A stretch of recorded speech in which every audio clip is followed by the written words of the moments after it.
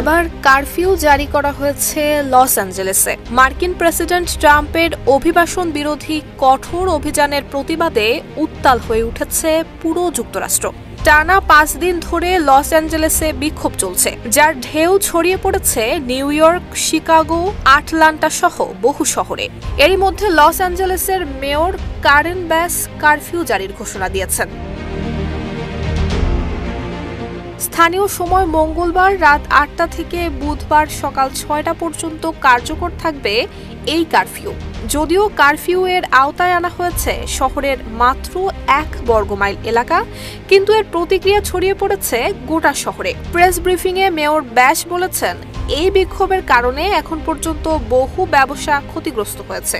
শুধু এক রাতেই লুট করা হয়েছে 23টি দোকান।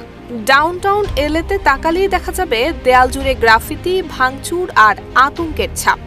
তিনি আরো বলেন, আমার বার্তা স্পষ্ট, যারা ডাউনটাউন এলাকায় বসবাস কিংবা কাজ করেন তারা দয়া করে ওই এলাকা এড়িয়ে চলুন। আইনশৃঙ্খলা রক্ষাকারীরা কারফিউ ভঙ্গকারীদের বিরুদ্ধে কঠোর ব্যবস্থা নেবে। মেয়রের ভাষায়, কারফিউ এর সময়সীমা প্রয়োজন মতো বাড়ানো হতে পারে, তবে এটাও তিনি পরিষ্কার করে দেন পুরো শহর নয়, কেবল একটি ছোট এলাকাতেই কারফিউ জারি হয়েছে। ক্যালিফোর্নিয়ার গভর্নর গ্যাভিন নিউজম ট্রাম্প প্রশাসনের বিরুদ্ধে মামলা ঠুকে দিয়েছেন। 10 জুন রাতে অঙ্গরাজ্যবাসীদের উদ্দেশ্যে দেয়া এক ভাষণে তিনি বলেন, ট্রাম্পের এই পদক্ষেপ ক্ষমতার নির্লজ্জ অপব্যবহার। প্রেসিডেন্ট ইচ্ছাকৃতভাবেই উত্তেজনা বাড়িয়ে পরিস্থিতিকে আরও জটিল করে তুলছেন।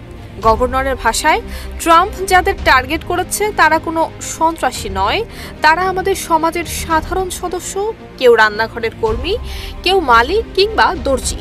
এদের ভয় দেখিয়ে সরকার আসলে দুর্বলতার প্রকাশ ঘটাচ্ছে, শক্তি নয়। তিনি হুঁশিয়ারি দিয়ে বলেন, যদি কাউকে পরোয়ানা ছাড়াই কেবল সন্দেহ কিংবা গায়ের রঙের ভিত্তিতে রাস্তা থেকে তুলে নেওয়া যায়, তাহলে আমরা কেউই নিরাপদ নই। অন্যদিকে প্রেসিডেন্ট ট্রাম্প নিজ অবস্থানে অনড়। বর্তমান সময়ে ট্রাম্পের সিদ্ধান্তের প্রতিবাদে বিক্ষোভ এবং তা দমাতে এই কারফিউ যেন আমেরিকার রাজনৈতিক উত্তাপের প্রতীক হয়ে উঠেছে। নুসরাত জাহান মেহেক, ঢাকা পোস্ট।